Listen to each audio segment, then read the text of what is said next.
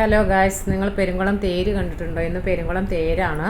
പെരുങ്കുളം ഗ്രാമത്തിലെ 4 അമ്പലങ്ങളിലെ തേരുകളുടെ സംഗമവും ആ തേര് വലിക്കുന്ന ആഘോഷവുമാണ് രഥോത്സവം.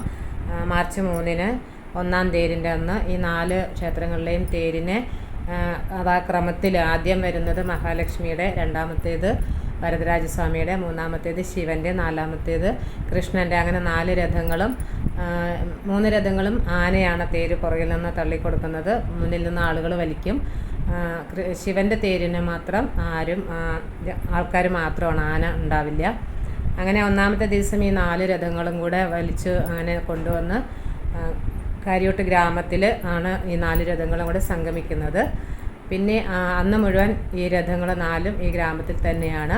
അടുത്ത ദിവസം, അതായത് ഈ വർഷം 4-ാം തീയതിയാണ്, മാർച്ച് 4-ന് 2-ാമത്തെ തേരിന് ഈ 4 രഥങ്ങളും തിരിച്ച് അതാത് അമ്പലങ്ങളിലേക്ക് വലിച്ചു കൊണ്ടുപോകുന്നതോടെയാണ് ഈ തേര് പെരുങ്കുളം രഥോത്സവത്തിൻ്റെ സമാപനം. 10 ദിവസത്തെ പ്രത്യേക പൂജകളും പരിപാടികളും അടങ്ങിയതാണ് ഈ രഥോത്സവം, പെരുങ്കുളം രഥോത്സവം എന്ന് പറയുന്നത്.